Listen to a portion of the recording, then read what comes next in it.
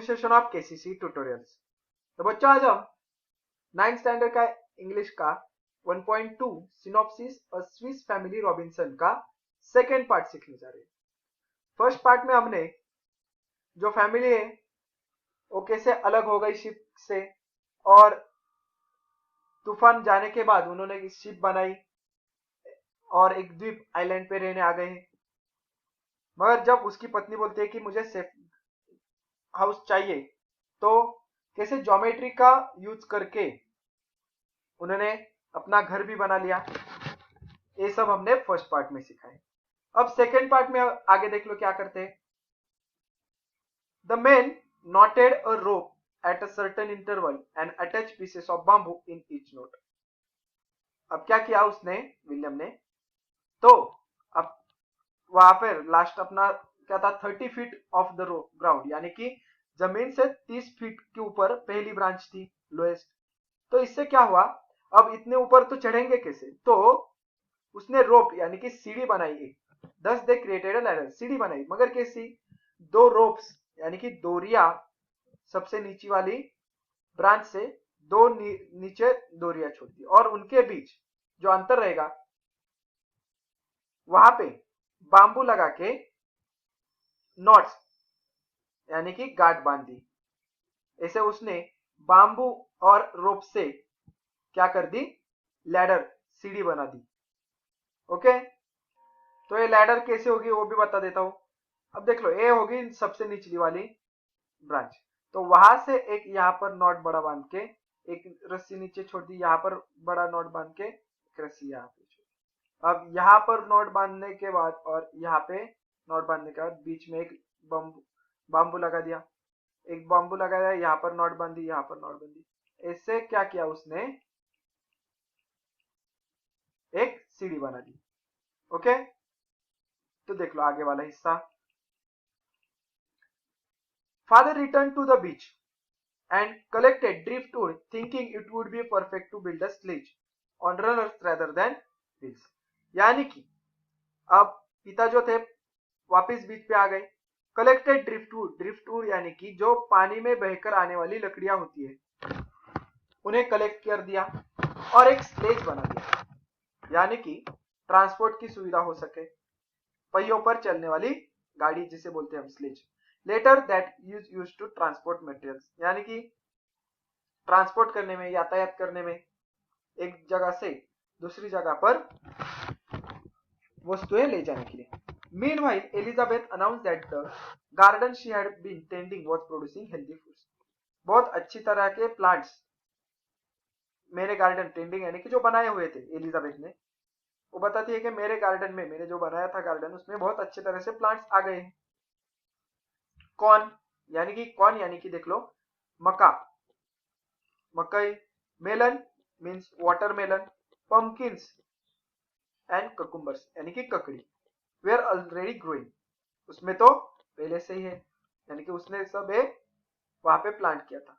The next day only the father and Fritz travel to the woods, woods यानी कि यहाँ पे जंगल में जाते हैं फादर एंड फ्रिट्ज, एक्सप्लोरिंग, बहुत वहां पे घूमते हैं, finding such exotic plants as one with waxy fruit, और उन्हें एक एक्सोटिक बहुत ही अच्छा प्लांट मिलता है जिसके ऊपर वैक्सी यानी कि मोम का लेयर होता है फ्रूट के ऊपर, from which candles could be made.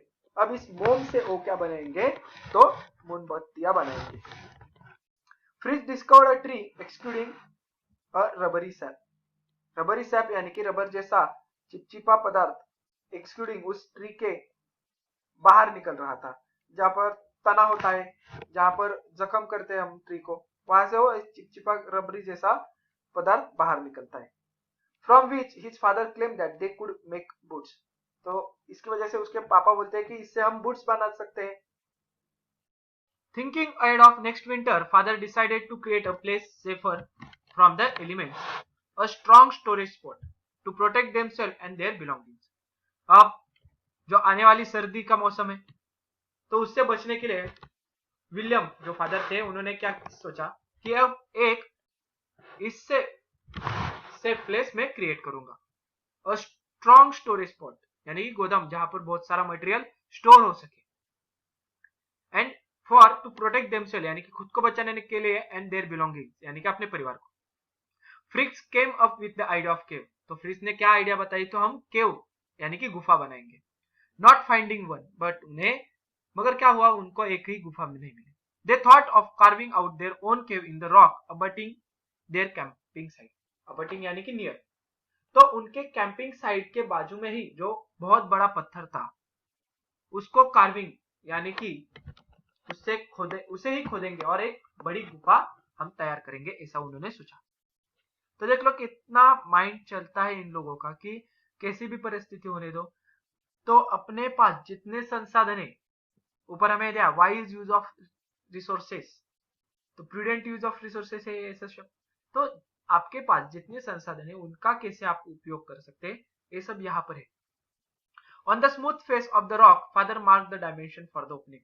अब ओपनिंग यानी कि उस गुफा का मुंह बनाने के लिए क्या किया विलियम ने, स्मूथ फेस पे मार्किंग की. अब स्मूथ फेस पे क्यों करें, तो स्मूथ फेस पे आप करेंगे तो उसे खोदने में कम श्रम लगेगा, इसलिए. And they picked away at the hard surface with their axes. और वो जो स्मूथ सरफेस था मगर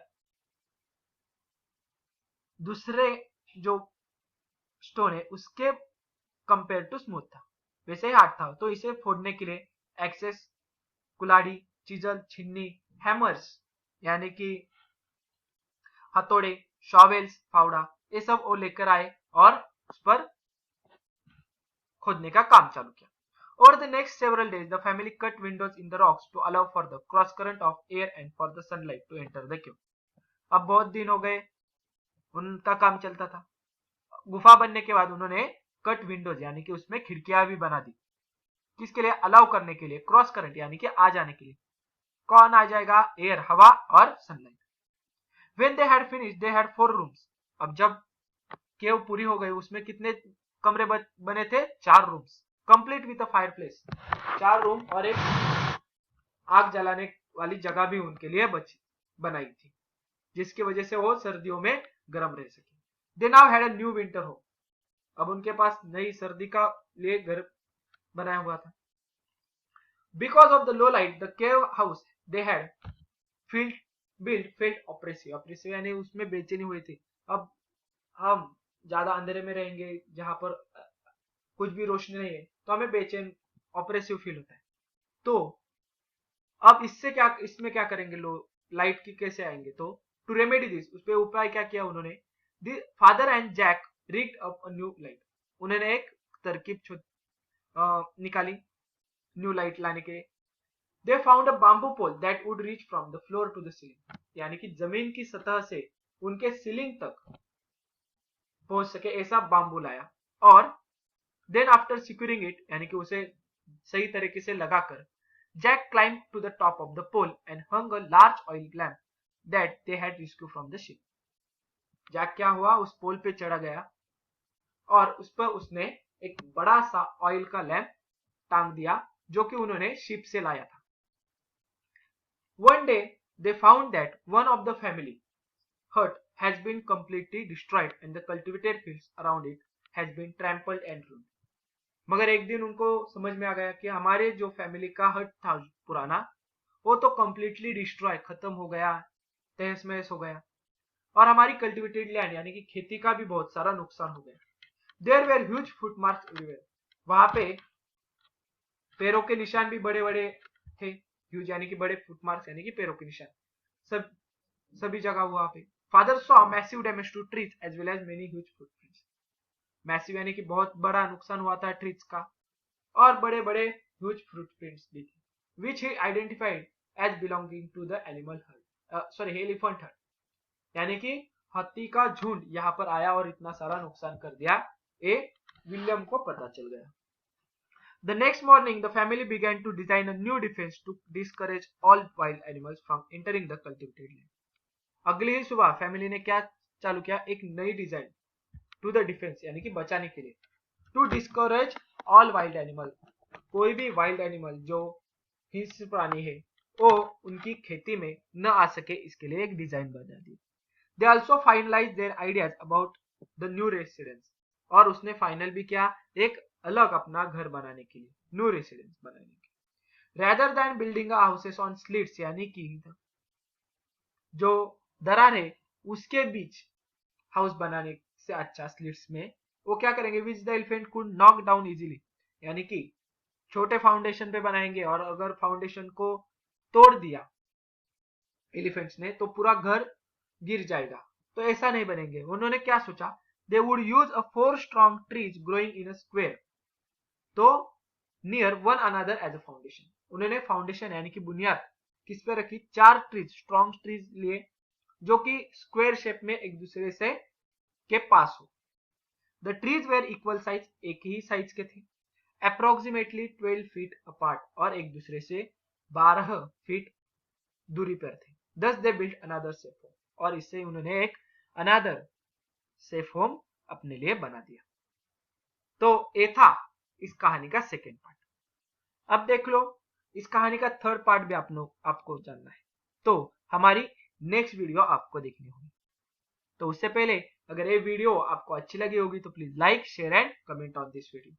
अगर आपने अब तक हमारे चैनल को सब्सक्राइब नहीं किया होगा तो subscribe our channel. KCC online tuition का अगर आप हिस्सा बनना चाहते हो, हमारे ट्यूशन ज्वाइन करना चाहते हो, तो डिस्प्ले में दिए गए नंबर पर कॉल कर अधिक जानकारी ले सकते हो। Thank you for watching, good bye.